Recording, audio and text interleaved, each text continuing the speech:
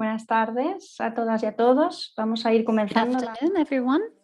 We will now begin our session. I wanted to welcome you and thank you for your presence here on behalf of the Green European Foundation, La Transición Verde, la Casa Encendida, and the Spanish Association for Agriculture. We have been the four associations that have decided to work together to have these wonderful sessions that finish here today. We have been enjoying once a week these series of conferences that were entitled towards a fair and sustainable food system that started 1 month ago, and we have looked at different resources for agroecology, such as the soil, the water. We also talked about the hidden cost of cheap food, and we also talked about the importance of working together for food sovereignty and big corporations. And now we have the closing session, the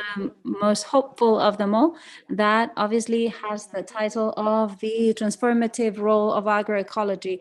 I work in the Association of Ecological Agriculture and Agroecology. I wanted to thank Raúl and Sole for allowing us to work together. We are going to miss you all when we finish today. And I am going to be the moderator for today. We have an amazing panel with 4 people here with us.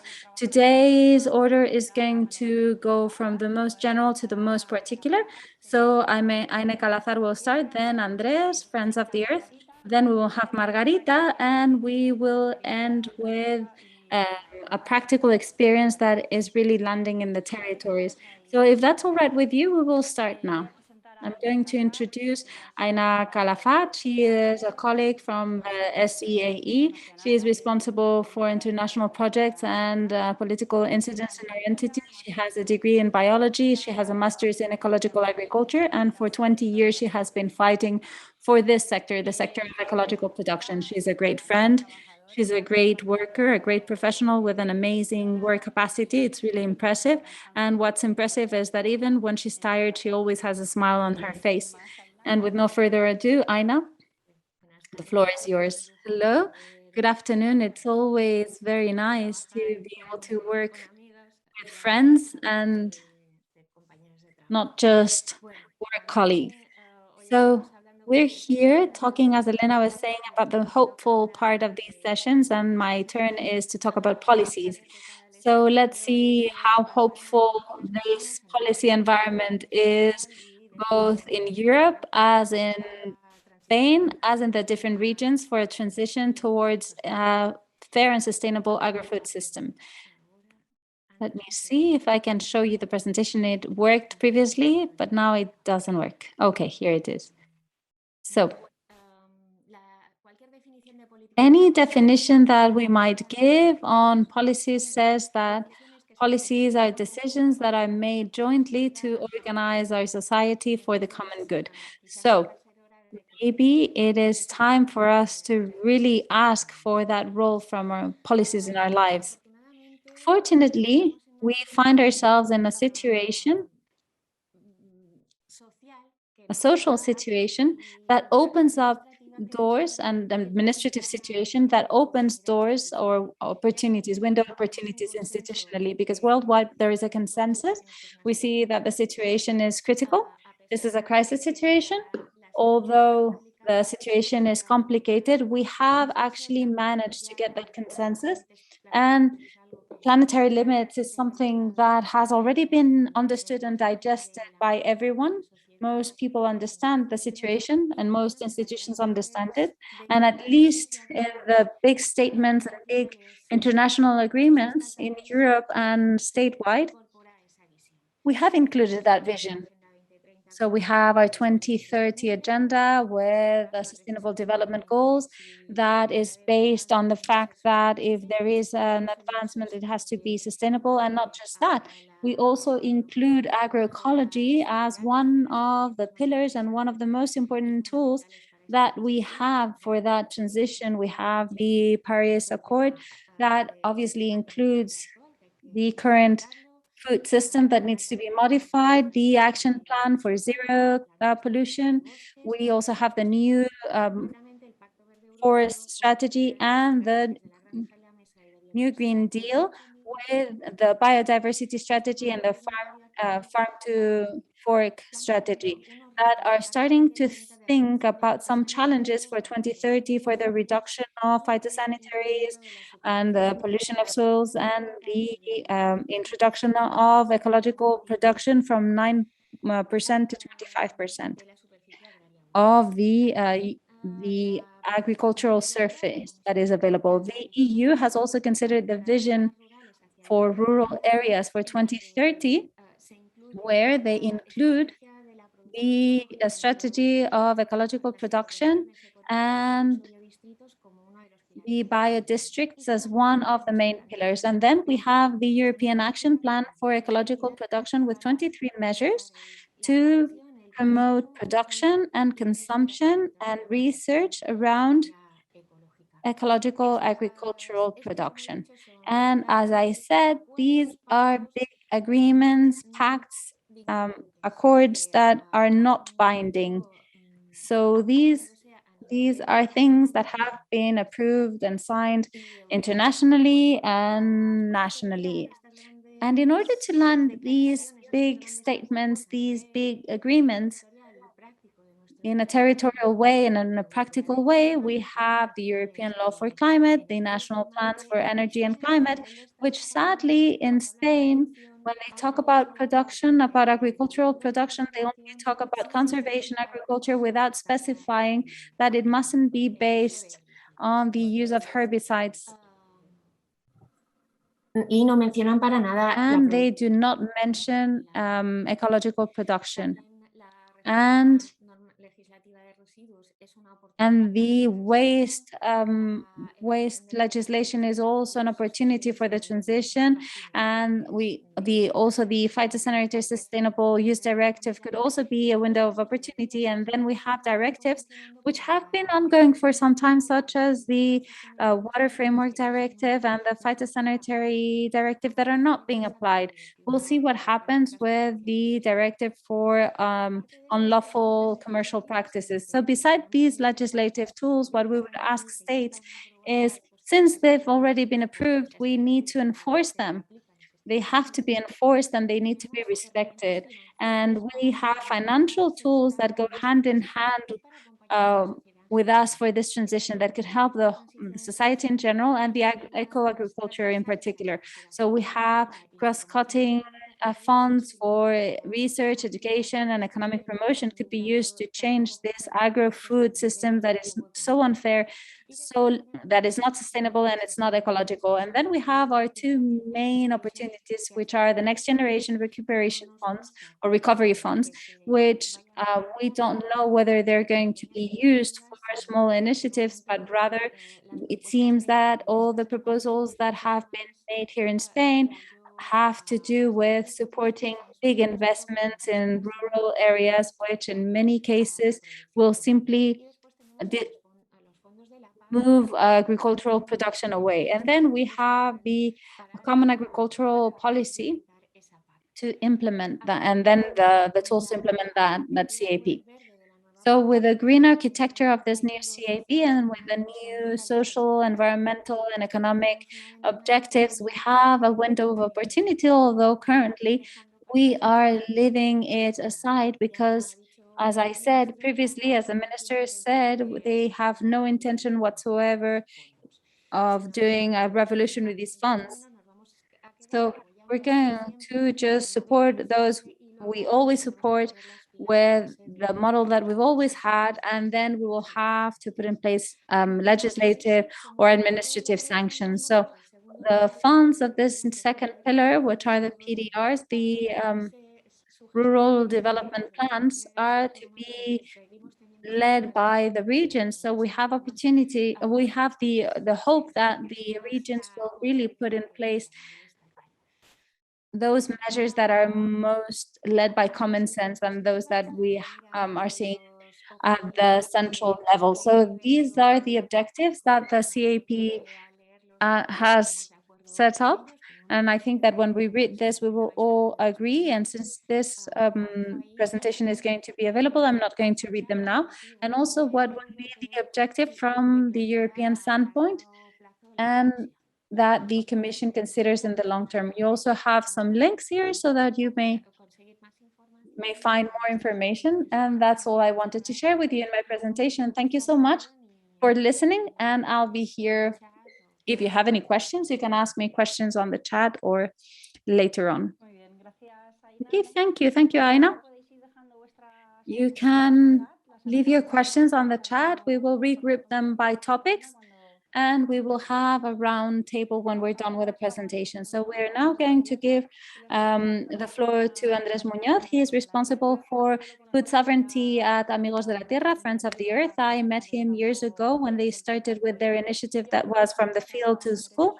He has been working on human rights and children's rights for 10 years, and he's going to talk about the transformative potential that agroecology has, especially when compared to big companies in the agribusiness sector. Andrés, please go ahead. Thank you so much, Elena. I am also a member of SEAE. You can say that for the next presentation. You can say that. Yes, I didn't want to be too much of I didn't want to be the voice of the corporate propaganda. Well, thank you all for inviting us to this session. I feel very fortunate and very thankful to be able to share space with Aina and other international references such as Vandana Siva, who has been in previous sessions. So it is really a reference. So I'm really happy to be here today. In my presentation, I would like to focus on those threats that are hovering over the agroecology concept. What we are currently seeing internationally in our country, we see that the term agroecology is being kidnapped by the agro-industry. Agro-industry is now using this narrative. And I would like to briefly talk about a concept that we at Amigos de la Tierra internationally have coined, which is the concept of trash agroecology. And I will share with all of you a report that I have used to create this presentation in case you want to dig deeper into this. But just to give you a context, when we talk about agroecology for Friends of the Earth, when we talk about agroecology, there are three pillars to agroecology. First of all, there's the science. It's a knowledge. It's the knowledge that's in the Western world. It's more something that is based in empiric scientific evidence, but it is also linked to traditional knowledge of communities that have knowledge that is centuries old, and it's also an agricultural economy, and it's also part of a movement, social movement, international movement, and its references Via Campesina, with whom we collaborate. We collaborate with them internationally and nationally. So as I was saying, agroecology tries to face from a practice point of view all the agro-industry, all the multinationals. We want to regreen this context. It seems that there is quite a lot of consensus that the current model is not sustainable. From the environmental point of view, climate point of view, it's not sustainable. And in that sense, the agro-industry is adapting to it. And they try to say that their practices are sustainable, they're green. So in those changes of discourse and that new concept, what we try to communicate as trash agroecology, we see that within that idea, they include certain practices that say they are more sustainable than conventional agriculture. I'm guessing that some of you already know some, such as the precision agriculture that talks about the reduction or the greater efficiency, the use of chemical products and the reuse of water, and they say that it has less of an environmental impact. We could also talk about intensification, agricultural sustainable intensification, which takes two elements that are on the one hand intensification and then on the other hand sustainability. And let's see how we can add two and two with these two terms. but also what could be trash agriculture would be just an agriculture where they change the products that they use. So it's an ecological agriculture where we are changing chemical synthesis products with products that have been regulated as ecological, and where there isn't really a transformation in the productive, social, and economic model that's behind that model. So in order to have a nice concept of what that trash agriculture is, we see that there are three obsessions: productivism and based in technology.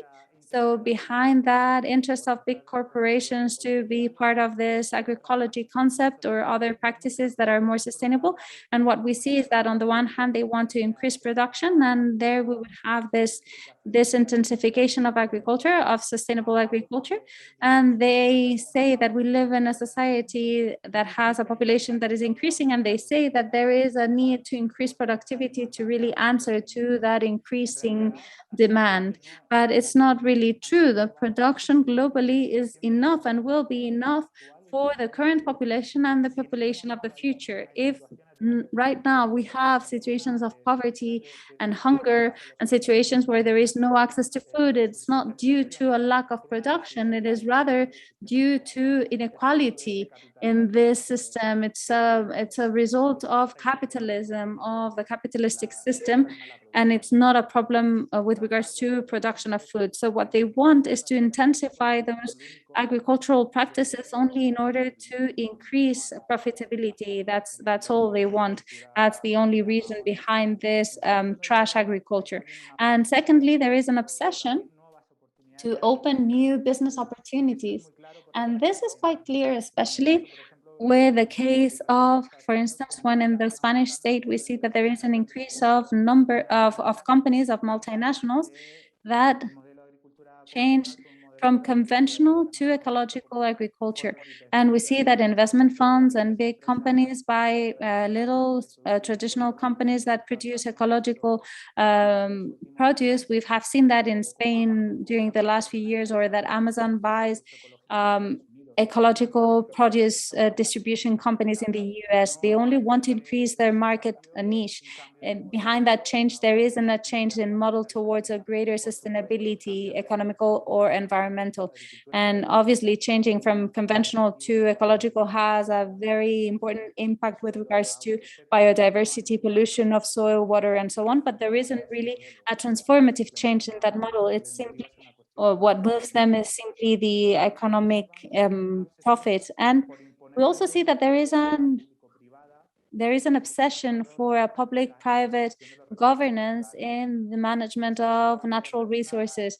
From an international standpoint, that is quite obvious. For instance, in the last few weeks, we have seen how in the Food Systems Summit that took place in New York a few weeks ago at the end of September, in a forum that was hosted by the UN, they gave the floor to big investment funds, biotechnological companies, big international donors, and foundations such as Bill and Melinda Gates' foundation.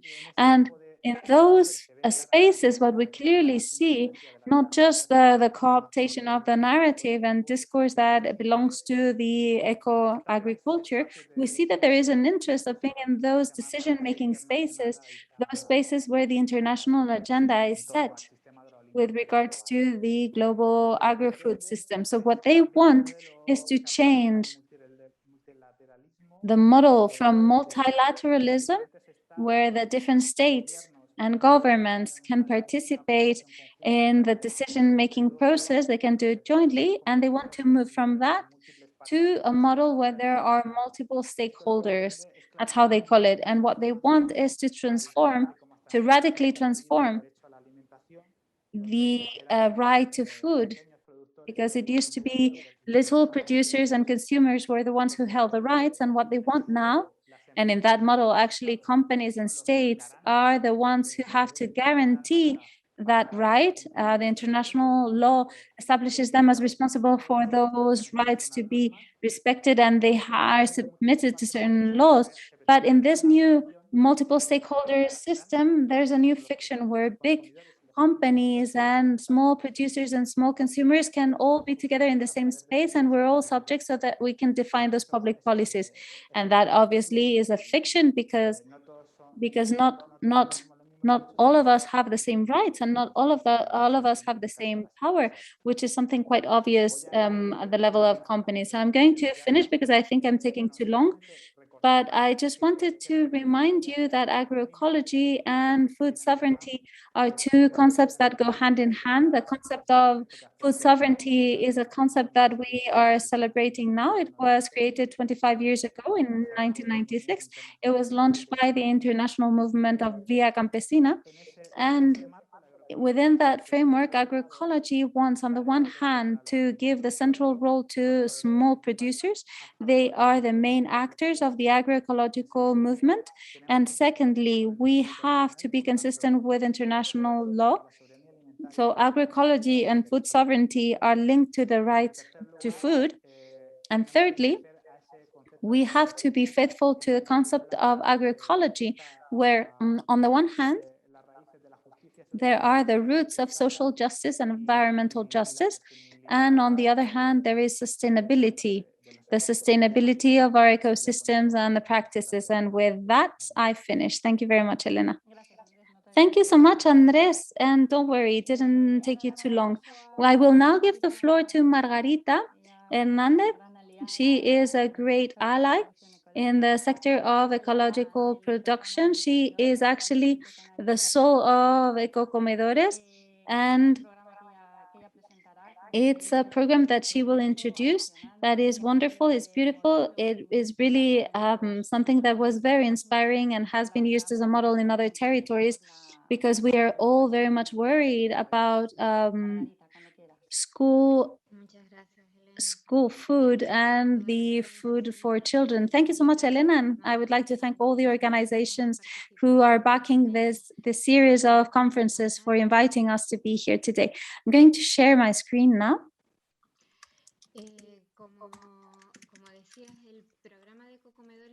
So the Ecocomedores program has a lot to do with this transformative scene of agroecology. I think it's the essence, and to me, it is an opportunity to show this, because after the two previous interventions, we can start landing this in the territory and see that there are possibilities to apply this transformative potential. I work as a civil servant in the Regional Ministry of Agriculture, and I work in the Canary Islands Institute for Agri-Food that has the competencies with regards to the quality, agri-food quality, with regards to control, certification, and also the promotion and raising awareness with regards to this. And that's where I do most of my work. The Ecocomedor is part of a previous project. I'm not going to give you all the information we can see on this slide because it would take too long, but it is important to know that we started with a diagnosis that we did in 2010 that was done together with the sector, that took us to an action plan, and that action plan also gave birth to the proposal Ecocomedores as our pilot project. And right now, after years of working together, we are working on developing a strategic framework for the eco production locally to promote consumption of eco-local product in production as well as in consumption in general terms. And within that work, Ecocomedores is a structure, a very interesting structure, so that we may develop other things. Ecocomedores was born with two main objectives. On the one hand, we want to promote the development of ecological agriculture in the Canary Islands. We needed a change. We were too dependent of, especially with regards to food, of the exterior. And if we were going to produce, why not benefit from this opportunity and start promoting production within agroecological models? And at the same time, if we work in the development of production, in order to make it easy for these products to be produced, the best collective that we could start with would be children in school age who get one food per day at noon in schools, and that food, I mean, that lunch should be a lunch of quality. And the Ecocomedores program is supported on these axes, a series of measures that work on different things. So the center of these axes is local, fresh, seasonal, ecological produce. We're not working with external produce, only local produce, and it has to be fresh, because that's what we can work on in a planned way in our islands. And that way, food becomes the engine for change, for transformation of the model of production, distribution, commercialization, and consumption in the islands. And it has a direct impact in health, in all of its impacts, the health of the people who eat the food, the people who work on the land, the people who transform those products, and the health of the environment and the climate, biodiversity, generation of life, and giving more strength to the soil. So everything that has to do with agroecology. So the management of the environment and education as well, because we're working with boys and girls of school age. We're working with them, including new concepts that they are going to then transfer to their families, and they're going to be the ones who allow for those changes in the decision making in their families when purchasing food. And we are working directly in local development, having an influence in the recognition of the work of our farmers, are transforming companies and distributors, because all the work that is being done in a service is important, and there are no intermediates. We are trying to avoid situations where someone will get some added value without having done any work. We want fair prices, fair wages for all the people who have a role in this chain. And to set this up, we based ourselves in a coordination system and a work system that is supported in technical roundtables. We understand that each of the collectives that intervene in the process need some sort of leading and advisory, and that's the role that we have at the administration. We help in these processes by including elements, either material or human resources, that could help them in their transformation process, so that the processes can be consolidated and can become sustainable, so that we are not dependent on subsidies for the acquisition of goods or products, or to be able to cover the food and schools we want for all the process, from the seed to the plate and the fork, to be sustainable. This is the team, the current team, part of the current team. We recently have hired 4 new people. And this is the scheme that summarizes the elements of the Ecocomedores program. From the technical coordination roundtable, we establish all the general action lines, and we propose the different work lines of all of the different technical tables that I showed previously. They are made up of technicians specializing in that sector. From the production table, we work with the farmers in the process of improving the agronomous practices in their own farms, and in the planning, in the coordinated planning of their harvests, so that we can guarantee a varied offer, an adequate offer throughout the year. Then the logistics table is the nexus between production and consumption. They coordinate the distribution between the production groups, and then the delivery to the centers, and it manages all the orders that are placed on a weekly basis through an IT app. And then there is another table that works with all the kitchens and the transformation that is also needed. And with regards to menu planning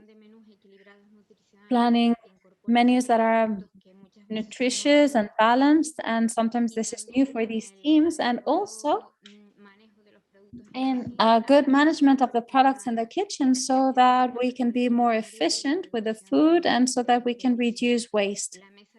Now, the awareness team works with the teachers to include in their educational projects all of these elements that have to do with giving value to this program, the Ecocomedores program. And at the same time, they are the ones in charge of communicating the program and coordinating the work that we do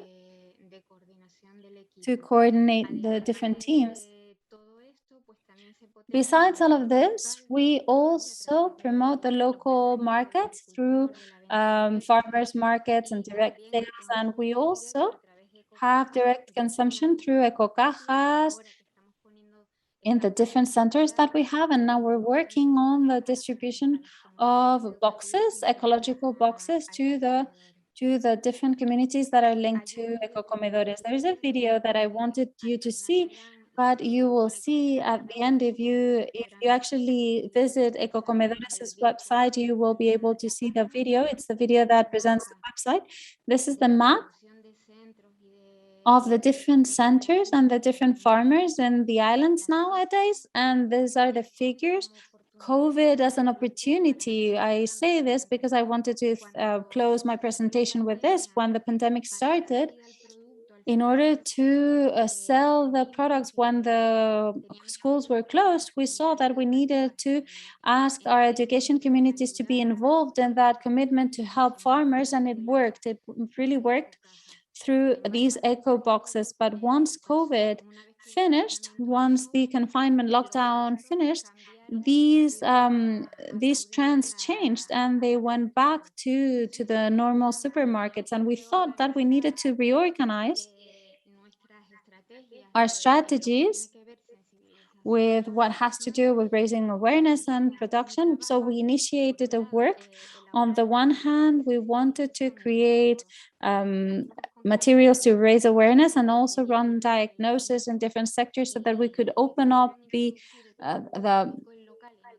different possibilities so that we could introduce ecological production in other sectors. And we set up a campaign which has as its center the term eco-local. So eco-local product with the adjectives tasty, healthy, and close. And we're currently developing the contents and a strategic framework that will include all the elements that should be considered in a framework such as this one. So starting from those diagnoses that have been run in the ecological sector, the hospitality sector, tourism sector, public purchasing or public procurement, and we have already established some pilot experiences in all those sectors.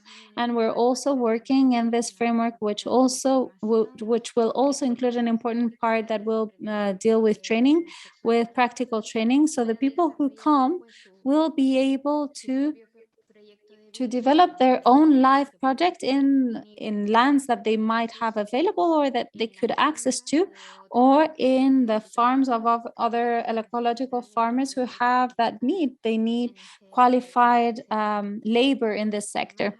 And with no further ado, here you have the links and the emails and the two websites, Ecological Canarias and ecocomedoresdecanarias.com, where you will be able to look at all the materials that we have been working on during these last few years. And that's all I wanted to say. Thank you very much.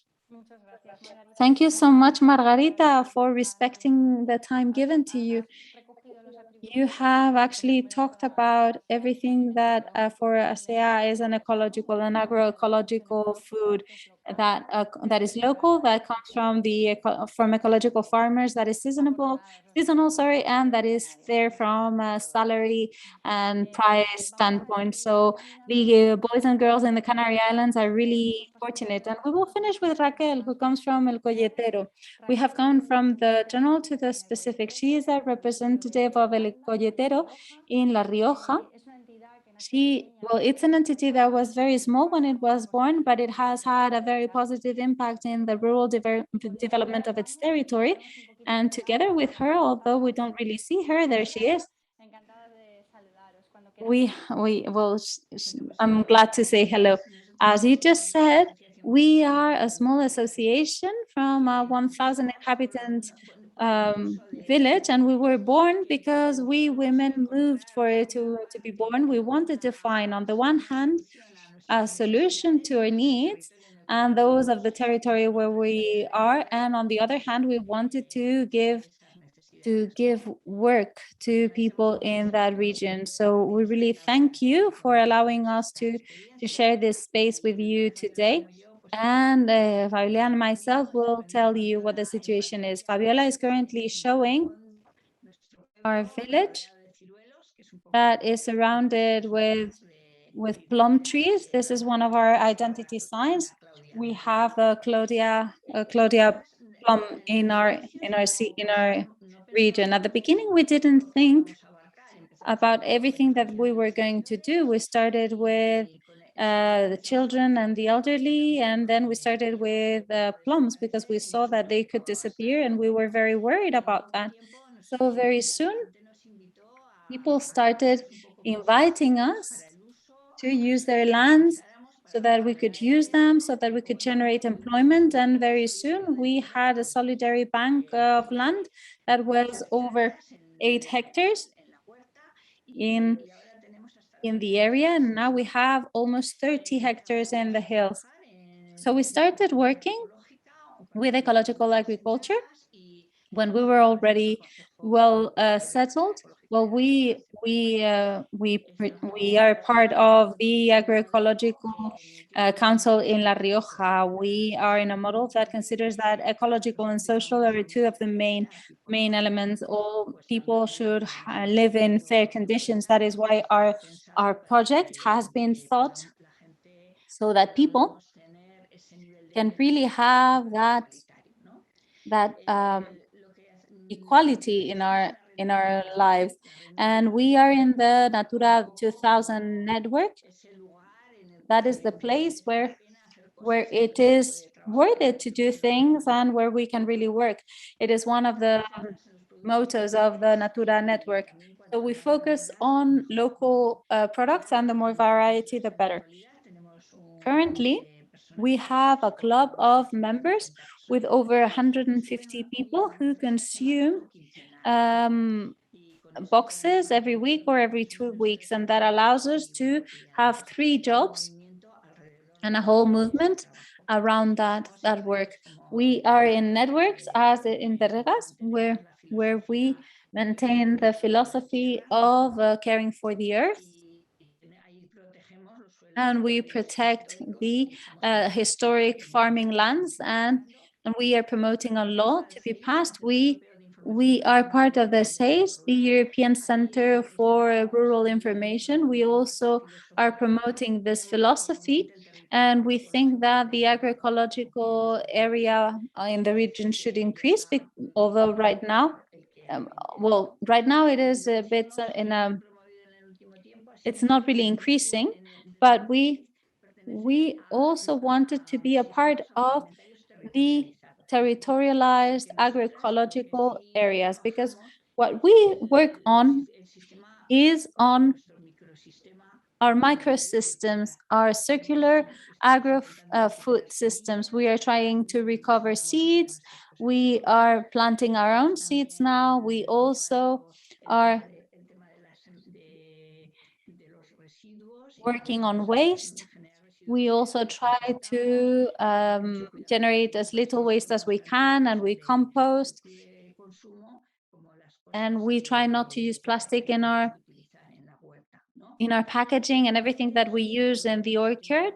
And this last 4 years, we have had a project, which was that of the applying in our orchards. We have plenty of water, but we wanted to be able to use mycorrhizae in our orchards. And I would stop here because we can tell you more things. If you wish us to tell you more things about our challenges and how we see the future, we can do that, but we can leave it at here. I mean, I don't know, the presentation never follows what Raquel says because she never follows the presentation along. But I can tell you quickly that this is our club, the consumption club. This is the box that we send to our members, ecological boxes, where we also include local produce, so from local farmers, and we could maybe talk about that later on if you wish to do that. So we work to preserve agriculture, and this is the file. I mean, this is the template so that you can become a member. Usually our members come from urban areas. That way we connect rural and urban areas. And we also have a small shop, fair trade shop, and kilometer zero shop in Logroño. We also use all of our products. For instance, when our fruits are very mature, we make jam. We try and use all food to the maximum. This is a project that Raquel was telling you about, the mycorrhizae project that we are doing in collaboration with other people and other groups. And our project is a global project. So we work agroecology, but we also work with kids and the aspect of agroecology. And if we could have ecological food in schools, it would be lovely. But what we do is we work with them, we show them the territory, we help them to plant trees and to have trees at home and then plant them. So we are doing this sort of schooling, alternative schooling, and we work with youth as well. That is also following the line that we mentioned previously, and with artistic models, and many of them have been working as volunteers with us. They have been trained in the orchard and in our farms. And these are some of the actions that we put in place just to give life to the area. And this is called Lots of Stories, where mainly kids are the protagonists. And here we have lots of different environmental workshops that have a lot to do with the landscape and the territory. So through the stories, through the narratives, which are a great tool, we introduce these concepts to the kids, what ecology is and eco-agriculture is, and the territory as well. And this is just for you to see that it's not just agriculture. There's lots of different things. We have to work all the aspects of the rural life, trying to find harmony in everything. So that's where we end our presentation. Okay, great. Thank you. Thank you, Raquel and Fabiola. I really like seeing you at the Congress of SEAE in 2018. I saw that Congress of SEAE. This was the last conference we had, the last opportunity we had to be together. And in our minds, Logroño was really one of the sweetest memories we have. And thank you so much for your presentation. Thank you for your work. As I was saying, you were born small, but with a great transformative potential to work in the territory. So now you can ask as many questions as you want on the chat after these 4 presentations. If that's all right with you, I will ask one question to break the ice to each of the people who have intervened. And I have also read the questions on the chat, but I am just encouraging you to keep on asking questions. So I'm going to ask you questions in the same order that we did the interventions, okay? And the first question would be for my beloved Aina. So you did a perfect overview of the political and strategic environment we currently have, and that could have an impact in agroecology and ecological production. But I wanted to know how we could land all of these tools into our reality and the Spanish situation. Well, when we talk about the agri-food system, this obviously has a direct impact in the environment. So that's where we use the participation directive. That is where we need for the society to be involved. we as society have to reclaim that space back, and the administrations need to give it to us. And I think that's what Margarita has told us about. It's an ideal example of the collaboration between the civil society and the administration. And we have a strategic, well, the national strategic plan is still being discussed. So I ask everyone to be really vigilant and to lobby so that they really are used for the revolution that we need in our food system. And then from a regional point of view, we need to really have a good transposition of that plan in all the different regions. And then we have a regulation for ecologic production that are also an opportunity, not just for the ecological sector, but for the agricultural sector in general, for a better transition. And also so that the ecological system can advance in a consistent way. I think that the ecological sector is the only productive sector that is always demanding more from itself. And every time we do a legislative reform, we are asking more of ourselves in consistency and proximity. And the new regulation is establishing principles and criteria that are much more agroecological than the previous one, and even more than the one before that one. And also within the strategic plan, ecologic production, one of the things that it has always asked, that the sector has always asked about, is for research, so that within ecological production, we can make progress in a consistent way, and so that we can really take steps forward towards agroecology. So I really invite you all to downloading the strategic plan for ecologic production, because I really think that this is a strategic plan for agroecology, and all the measures that appear here can also be transposed in the regions. There was a question in the region about research, and I do not know what the exact answer would be. I think that the situation is still the same one with regards to research, but the strategic plan does consider for the budget to be increased for research, and more specifically, for a better organization from a territorial standpoint and a better use of resources with regards to agrosystems. And I'm not going to steal more of your time. Thank you so much, Aina. Well, yes, with regards to research, we don't really have the figure, but it has been quite stable during the last framework programs. But the European plan does ask the member states and the EU to increase those funds before 2030. So we'll see how that unfolds. And thank you, Aina, for highlighting the value of the ecological sector in the agroecological transition. Now, I also wanted you to keep on asking questions, please. I'm going to go to the next question that I had for Andrés. I really like the presentation. I think that we all agree with the fact that the term is being kidnapped, we could say, by the industry. But since we are in a situation of crisis, of climate crisis, how can the citizens make the difference between the good agroecology and the bad agroecology, as you told us? Well, from my point of view, the agroecological movement has taught us that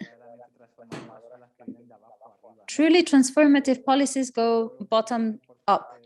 Everything that comes from, well, we actually see that the spaces of civil society and public policies try to establish these partnerships, public-private partnerships. We're seeing that, for instance, with the green recovery funds, with regards to energy, for instance, they want for that transformation to take place, going from fuel fossil to renewable energies, and they want big energy companies to be the ones to transform the sector, and that would be enough. And we're already seeing that in this energy crisis, that the prices of fossil fuel is going up, and we see that that is not enough.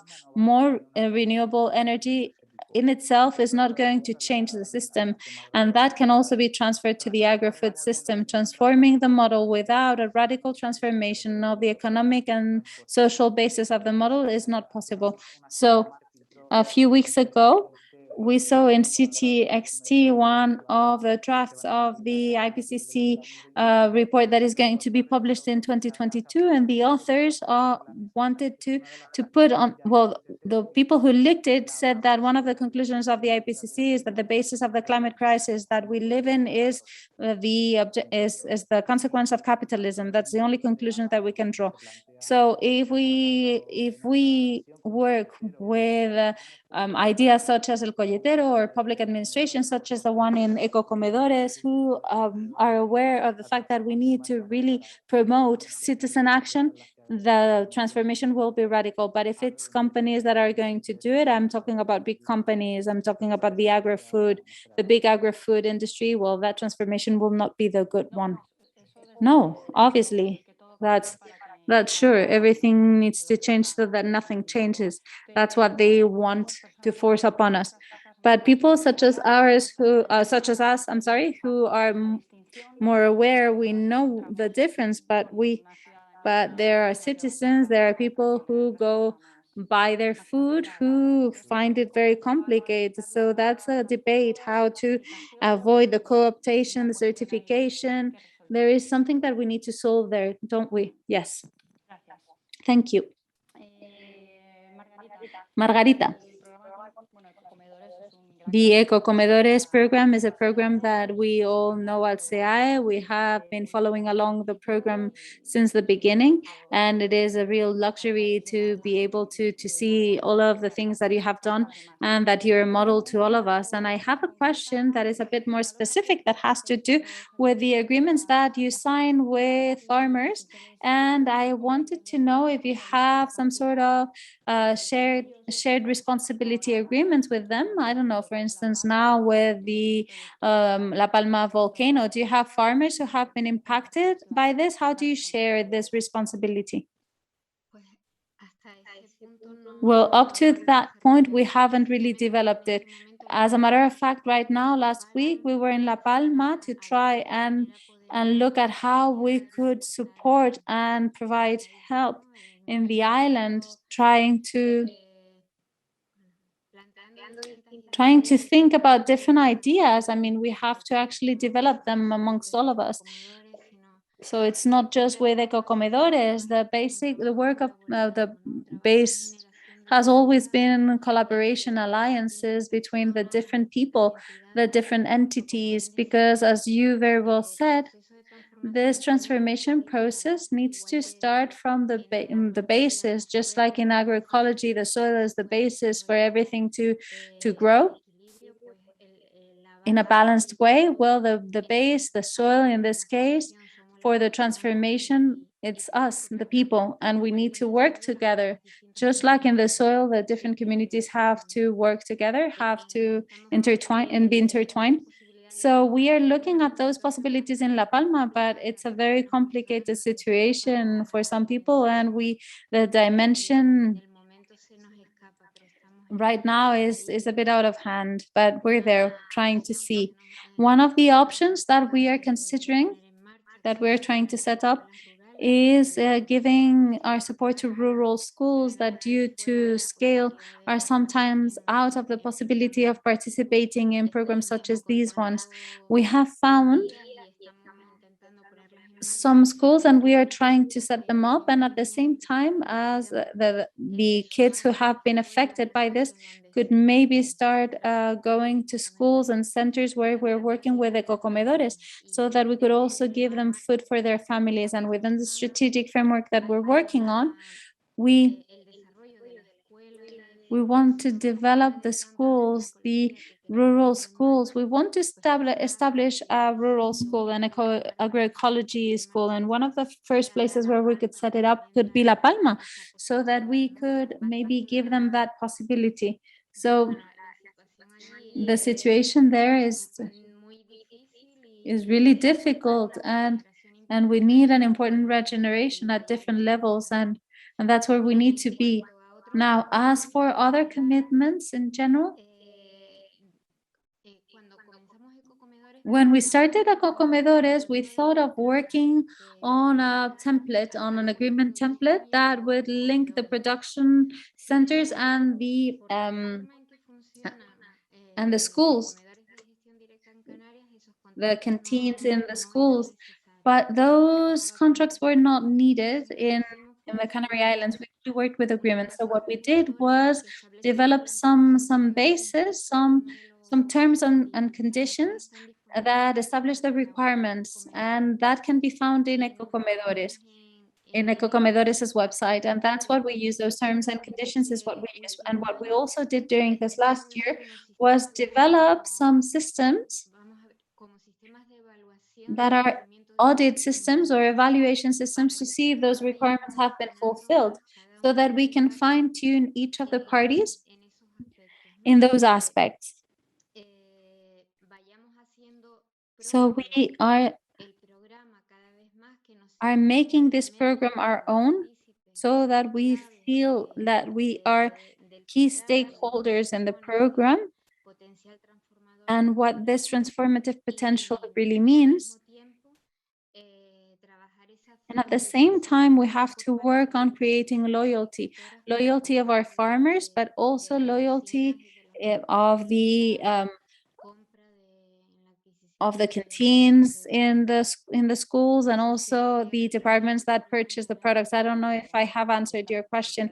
No, that was great, Margarita. Yes, we will all be looking at how you solve it and what are the initiatives that you begin with rural schools. It's true that the scale of the canteen is completely different, and my kids go to a very small school where only 16, 17 people eat, and there's no company wants to come and bring the food.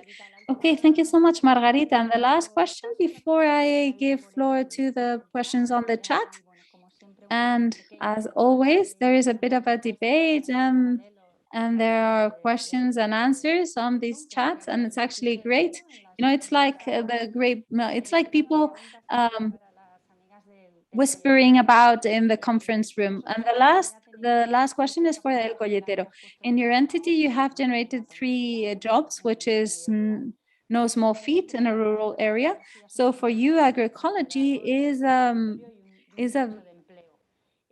a niche for employment, and it's actually we could say that it is a bit of a vertebrating agent in the area. Yes, we have 3 jobs that are paid with the work of the orchards, but we have generated around 14 jobs in our development model. And we also have had during the year different moments where we can have up to 40 people working for us in summer, because we also have a program for young people that is self-managed by them, but we also give them the opportunity of working in the orchards. This project is very much valued. And what people still find difficult to understand is the agroecology, because we are farmers in rural areas. And it's true that although we come from a peasant tradition, and all of our grandparents worked this way, when all the chemicals came, the culture changed. And right now it is very difficult for some farmers to think about changing. So we do that little by little. We are members of the cooperative in the village. We were some of the first women who are in the board of directors, and we are the only ecological agriculturists. The rest are not ecological. We have been doing some changes, such as integrated production. We are including the pest control, and we do lots of courses with a program that the regional minister of agriculture does, and we do 200 training hours every year. So we include, even in the daily debate, these elements, because obviously we have lots of weeds. I mean, our farms are green, completely green, because we have weeds, and there are lots of moments where we have lots of debates, and sometimes they shout at you in the square and they say, these women who are doing this or that. But it's actually a project that allows us to feel that we are a community, and we think that that is important. I just wanted to say that when our project was born, up till now that we know of, in the valley, there is another project that also does agriculture, ecological agriculture, and that also has a distribution of boxes. He is a young boy who was actually in some courses with us, and he has also his own project with boxes, with vegetable boxes, with a system that is similar to ours. And one of our colleagues who was in our project, in the mycorrhizae project, has a lot of land in the valley with ecological production. So somehow the young, at least, who have started working in our area are working in the right way. So that's important. We need to think about that. It's something is happening. I know that not many people are starting to come to our agricultural sector, but if the new ones coming have a different production model, that's actually very positive.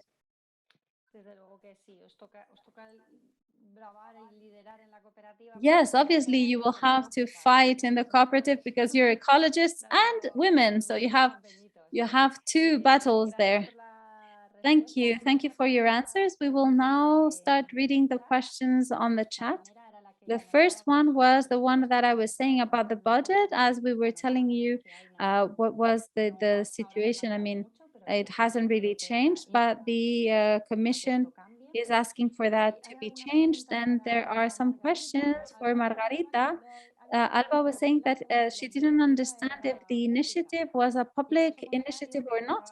And if it's not public, then how did it come about? How is it financed? So maybe it'd be interesting to talk about the price of the different menus. Yes, the initiative is a public initiative. It was born in the administration. What I was telling you is that the role that we have is that of facilitators.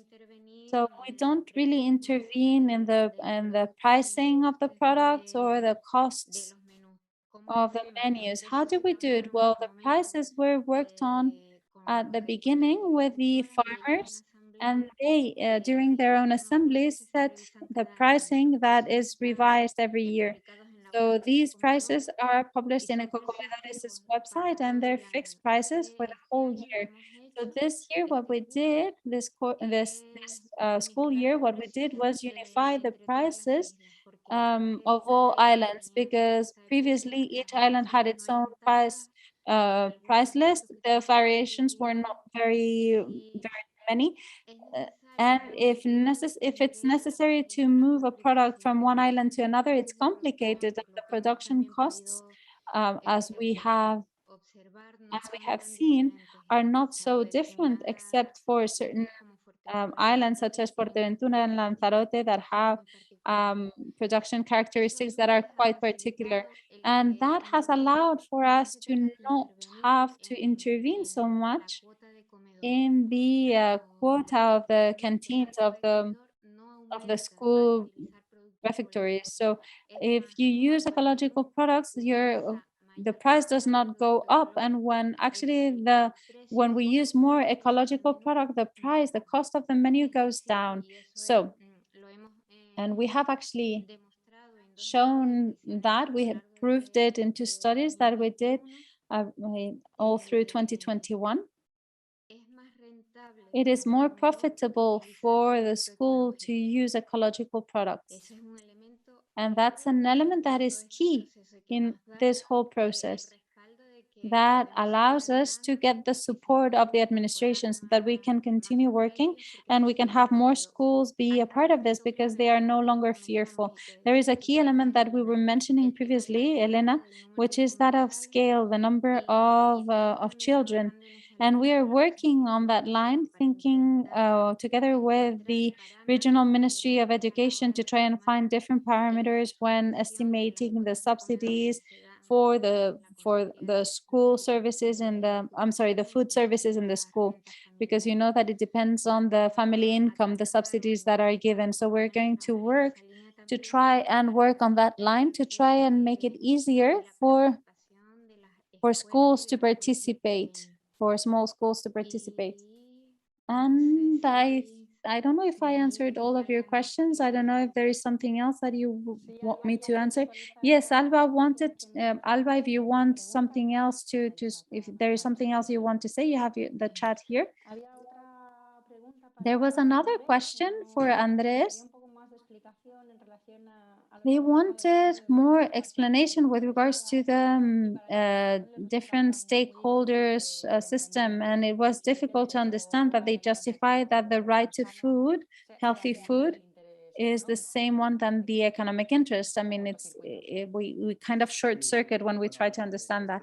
Well, yes, that is the situation that we see in dialogue spaces internationally, and that we also find here in Spain when we present public policies, pretending that small producers and consumers occupy the same role, or rather that companies have the same role that consumers and producers.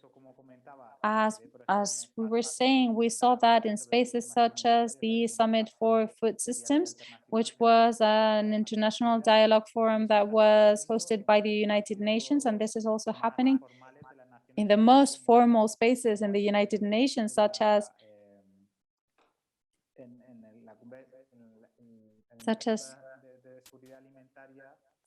the Food Safety Summit, where there is a mechanism of the civil society where global collectives participate, such as small farmers, small fisheries and indigenous people, civil society, where they participate in those public policies. And now companies are now introducing themselves as legitimate subjects and stakeholders to participate in that decision making. But that we can see it in countries as well. The lobbies of agro-industry have a huge power in the access to public administrations and decision-making spaces.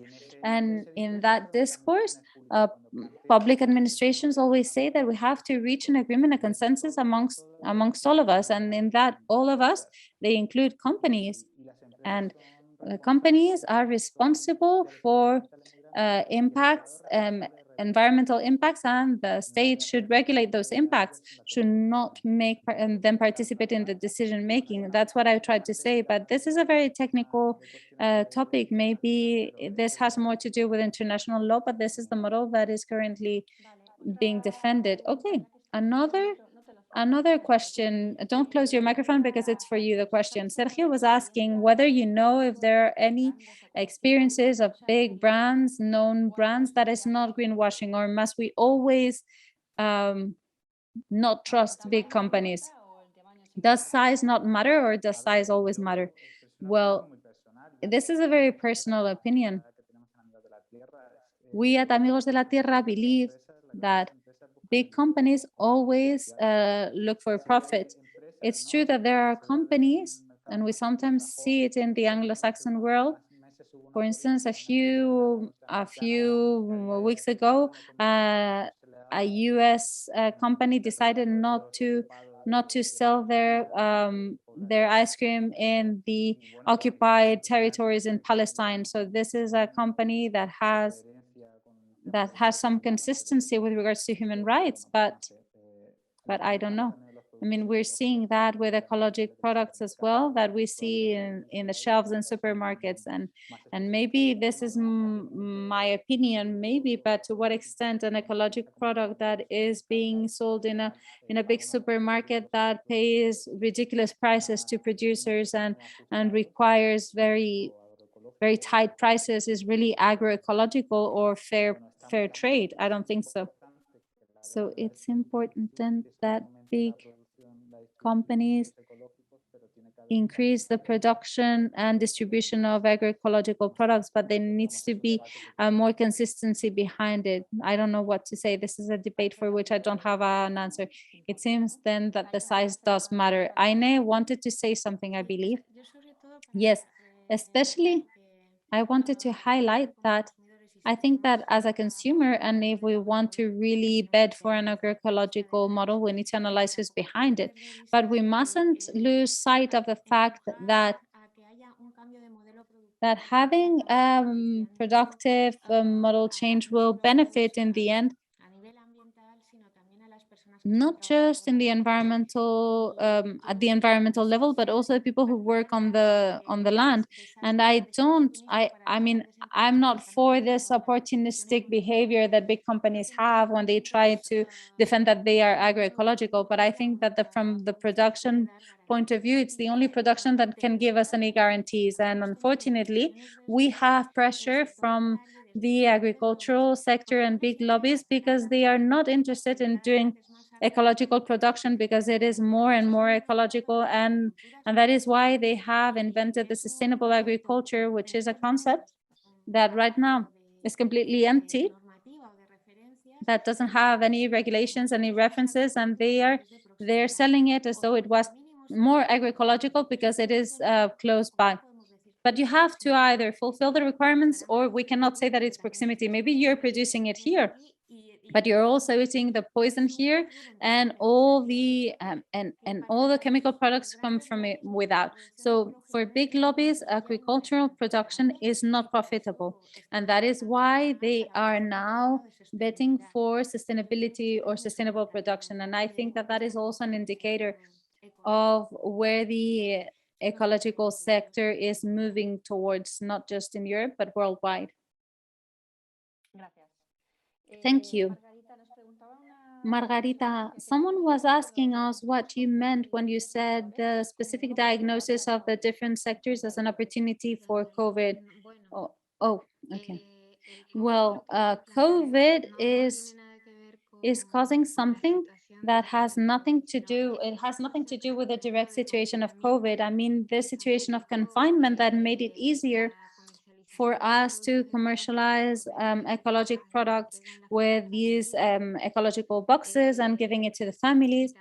And also this way that we had of stopping allowed us to reflect on how we were doing things and how we were focusing on the promotion of agriculture and ecological agriculture. So thinking about the need of thinking about this, we had to do a diagnosis that had to do with a very specific objective, which is to have local and ecological product as that of higher value. But once the lockdown was finished, people went back to buying as they used to, and the traditional practices are going to supermarket and big hypermarkets, and we lose the bond with the farmer. We're not thinking of the origin of the product. And what we want is to promote ecological product produced in the islands. And that has to be the one that is there in the first place. It has to be the objective for all of us. So we consider these diagnoses so that, first of all, we could have a general vision of what the situation is in the sector. What was the situation of the sector at the time? What were the demands and needs that existed? And at the same time, if we wanted to be more, if we wanted to be in other sectors such as the touristic sector, hospitality, and health centers, hospitals, universities, we also needed to start with those diagnostics. We had to run diagnostics. So that was an opportunity. And thanks to those diagnostics, having identified the situation and having given some value to the ecological local product, we have been working on this proposal, the proposal of a strategic framework that will include a series of lines for action. And we are working in the touristic sector as well, with 16 touristic experiences in the different islands. For instance, we are trying for them to have different development levels, big hotels or local restaurants, small local restaurants. And we are going to start a pilot experience with public entities that work with social and health centers, and also also refectories and canteens in universities. That's what I meant. Okay, I think that's clear enough. Our colleagues from El Colletero, You said that you include in your box products from local farmers, right? Trying to maintain agriculture in general at whatever cost. Well, first of all, yes, of course, from our ecological partner who also has orchards and vegetable farms in our village and the one close to us. And in La Rioja, it's very easy to get to other products. Not only do we have this ecological box, we also work with a group, a consumption group that we traditionally had in La Rioja, who asked for some help in the store. So we also purchase from other producers who have a long tradition. Some of them, I'm sure, are currently listening in. So things such as legumes, we can purchase them, and we are still local. So it's kilometer zero, and sometimes we have had to purchase it from other regions that are a few kilometers away. And fruit, well, we use all of our fruit, which is ecological, and then when we run out of food, we run out of a pear and apple, we use whatever fruit the cooperatives around us produce. And that's why we have that relationship. The people who purchase our boxes know that it's all local, it's all ecological, except for those for that fruit when we run out of fruit. And the communication is quite seamless. We send an email on a daily basis to all of our consumers, and since the store it's a point where you can go to at any time, the communication is quite seamless. You were asking us whether we thought that this could somehow be something that could structure the territory, you know, that we have this demography challenge. Well, we have started an initiative to the regional ministry here, and we're going to be doing a training for 10 people who are in a vulnerable situation with a subsidy of 200 euros per month. It will be obviously a training in agroecology. We think that looking for these ways of finding a work for people who could start working in the field are also important. But it's also true that while the families and the people who work in the farms don't have enough resources and don't have a salary and know when they're going to be paid, because we also have a cooperative, so you send the plums and we'll pay you at some point. Well, so until that isn't guaranteed, we can't really find someone else to work the fields with us, and increase our percentage is very difficult. Although that is our journey. We want to increase the percentage of the territory, and we have to continue with this eco-social model. The territory and the people matter to us. And then there is something else that we need to take into account. It depends on the territory, obviously, and we also are fighting against the loss of agricultural land, of farmland. Because every time a farmer leaves his land, well, now it's been stopped with a crisis, but what happened was that those spaces, those farmlands were becoming houses in the valley. So there are many things that we have to think and rethink, and we have to go at it slowly, introducing things, and we have to convince people that going from traditional agriculture to ecological agriculture, and if you don't have anyone working after you, don't sell that land, don't give it to someone else. So there are many aspects that we have to work on in big laws and also in non-laws as well. We have to study the territory that you're in, because we all have our own specificities and our own problems and our own ways of doing a transition that could be very slow. I know that the transition is slow, but it has to be hopeful. So we'll see. Little steps that will take us far away. Thank you, Fabiola and Raquel. And I don't know if someone has not read the chats, but there has been lots of information, interesting information. Reports and plans and press releases have been shared. So I really invite you to downloading that information. It is over 10 to 7. I wanted to end with 1 minute per person. How do you imagine for 2030, for instance, which is the short term. How do you imagine agroecology and ecological production? In just a minute, just one idea, like a post-it you would. And Aina, it's your time, it's your turn to start. So it's either agroecological or it will not be. So the food system has to be agroecological. That's the advantage of being the first one. I have the easy part. Andrés? Well, I think to reinforce what Aina has just said, I think that agroecology has to provide social justice, gender justice, which I did not mention, and environmental justice, and that is the best definition of the agroecology we're fighting for. And I hope it's for 2030, and yes, let's hope that's the case. Margarita, I think that I agree quite a bit with Raquel and with Fabiola, yes.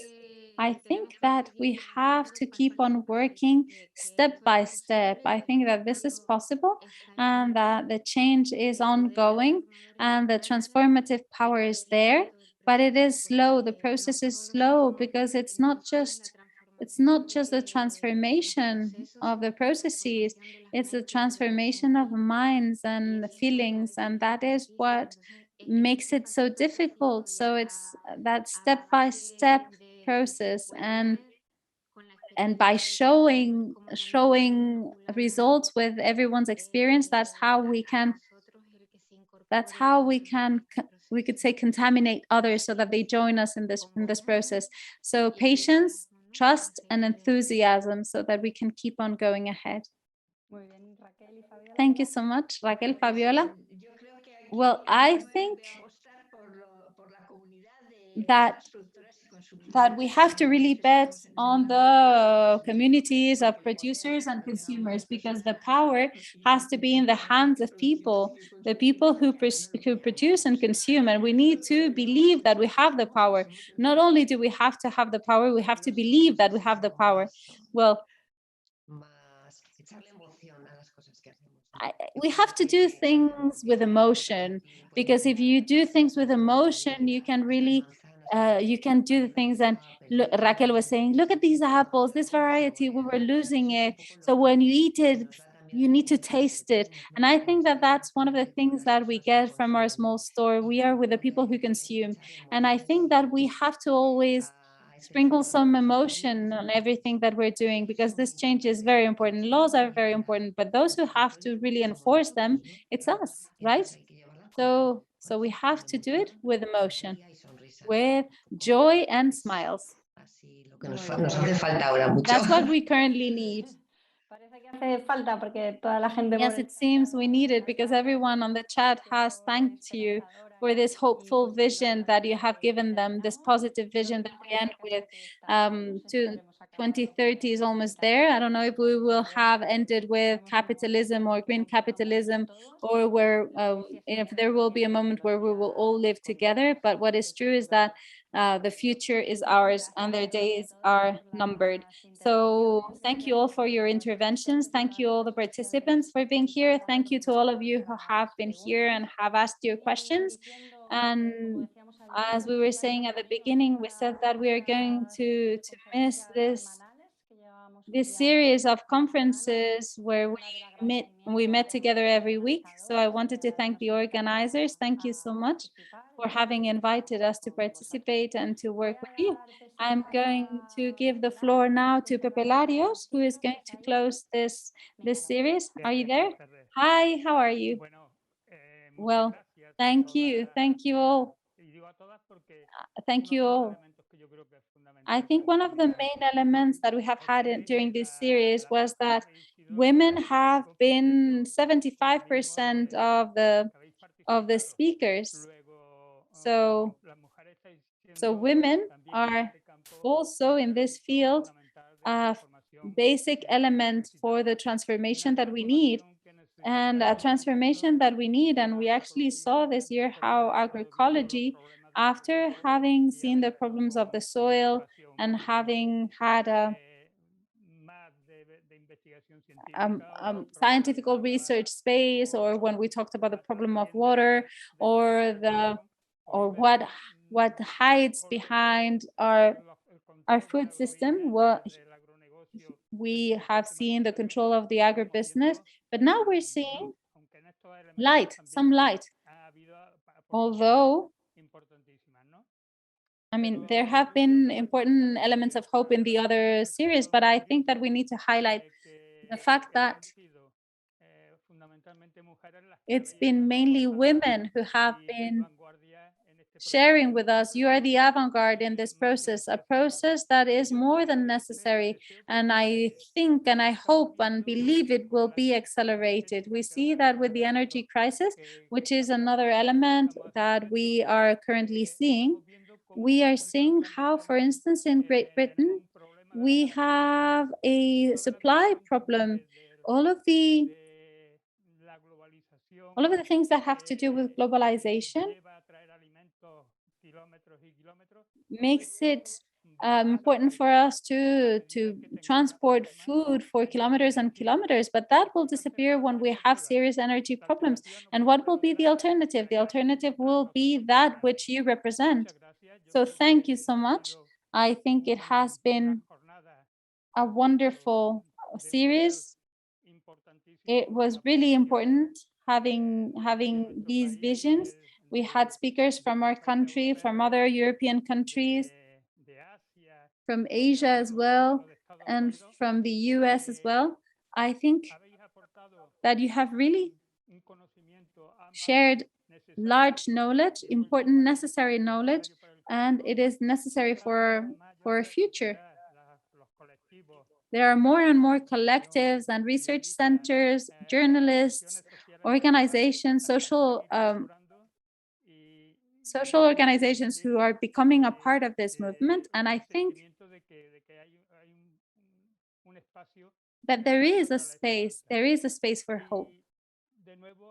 And once again, I wanted to thank you all for participating, those of you who are here today and those who are behind all of this, our colleagues from La Casa Encendida, our colleagues from the Green Transition Foundation, and all of the other organizations such as SEAE and the Green Europeans Foundation that have allowed for this to take place and to reach this level that has been so gratifying. I just wanted to tell you that many people have participated in different sessions, but there have been 450 people who have actually registered for this day. And this gives us a sign of the importance that this has. So once again, I would like to thank you.